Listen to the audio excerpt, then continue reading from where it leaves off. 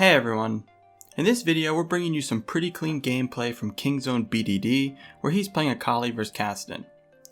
Cassidy can be an annoying champion to go against if you don't punish his early game because of how hard he scales and how easy it is to pick up free kills on him. So it's important to learn how to punish him early on and really delay all of his power spikes. Let's break down the matchup, then watch how BDD does it. Cassidy and Akali are both AP melee assassins. Their ranges are equal, but Akali has lower cooldowns early, more wave clear, and more damage when it comes to trades. Basically, Akali wins this matchup pretty hard, and her job is to get ahead through laning and snowball before Cassidy scales. Cassidy on the other hand wants to survive laning without dying and look to pick up kills using his TP around the map or roaming. BDD's missions will look like this. Mission 1, push while harassing. Since Akali has the wave clear advantage and trading advantage, she wants to hit Cassidy and the wave at the same time to push early on and get some nice harass. Mission 2, bounce the wave. After pushing, we want to bounce the wave so Cassidy can't farm safely under his tower.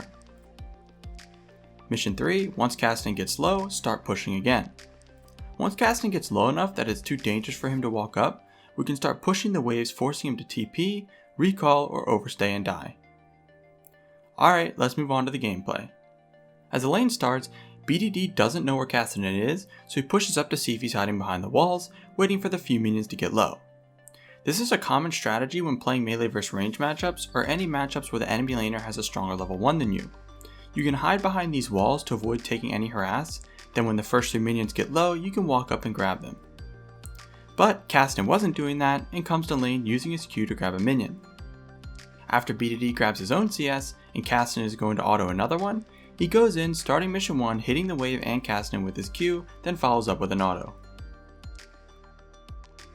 He has to back up now since the second wave is arriving, and when Cassidy goes for another CS, he gets some more poke off. He hits level 2 and moves up playing pretty aggressively looking for some more harass, but Cassidy doesn't give him anything. At this point, since the wave is stacking and pushing to Cassidy, he's just going to stand back and let it push, so BDD is just going to make sure he doesn't miss any CS here. Now that the big wave crashed into the tower, mission 2 will start here since the wave will start pushing back towards BDD. But since he's Akali, he can still squeeze in some poke damage using his shroud to avoid tower aggro. He also doesn't need to worry if he hits the wave with his spells because the tower is going to kill his wave way faster than he can kill the enemy wave, meaning the wave will push back to him no matter what.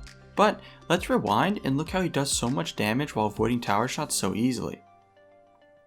First, he walks up and uses Q and W right away to avoid the tower for the first trade.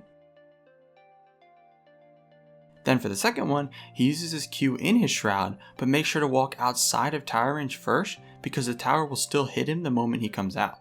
Then for the third one, this is a tower diving trick that takes some practice to get down, but if you poke them right after the tower shoots a shot at a minion, the tower has a slight delay before it can attack again, so it gives you like half a second to get out of tower range without taking a shot like he does here.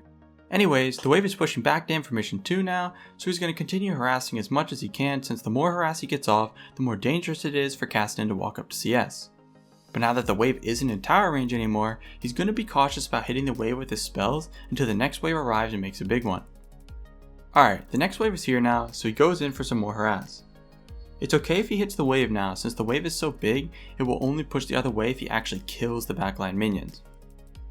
While doing that though, they spot Graves coming from behind for a gank. BDD acts like he doesn't know Graves is there and walks towards the brush to bait him out, then uses his E to dodge Graves' first auto attack. Then Lee joins the fight and they get an easy 2 kills on Graves and Cassidy. Honestly, this was just a really bad gank from Graves. He's trying to gank for Cassidy who's really low and is super weak compared to Akali. Akali could have escaped this gank pretty easily anyways. But since Cassidy has TP, BDD can't recall here without losing a big wave, so he's just going to continue his game plan. He wants to harass Cassidy to the point where it's too dangerous to walk up this far, especially since he has no flash or TP now. The wave is in a pretty good spot, but it's way too big, so BDD is going to use his Q on the wave and Cassidy for some harass and to thin it. With the wave this big, he can't trade without Cassidy that well without taking a lot of minion damage. Now that the wave is thinned, when Cassidy walks up for this cannon minion, BDD goes in for a really nice trade with the help of his red buff and wave management. Cassidy has so far to run that BDD can just keep wailing on him. Now that Cassian has 30% health and no teleport, BDD can start pushing in the wave for mission 3. The wave crashes, and when Cassian goes in for his first CS, he hits him with his Q, then uses his E to jump out of tower range and tag Cassian. He waits for his energy to regen, then uses E again to jump to him, uses another Q before using his shroud to drop tower aggro again, then the minion wave is about to die, so he backs off.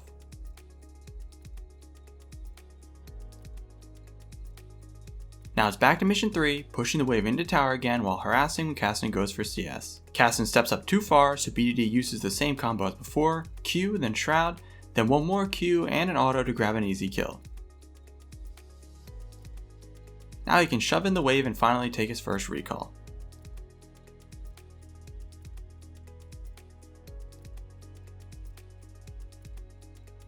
When he gets back to lane, the wave is already pushing to him, so he goes right in for a trade to put the pressure on Cassian, making it risky for him to be this far up again.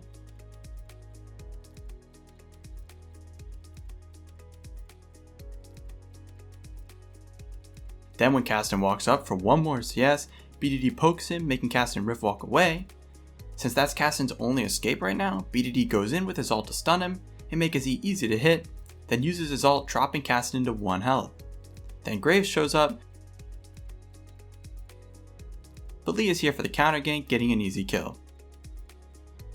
BDD miscalculated the damage just a little bit on Cassian because of his passive. Cassian takes 15% less damage from magic damage.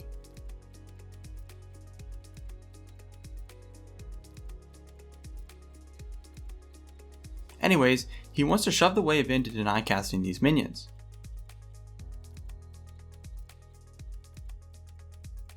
He moves out of vision to recall, then Cassian appears back in lane with really low health.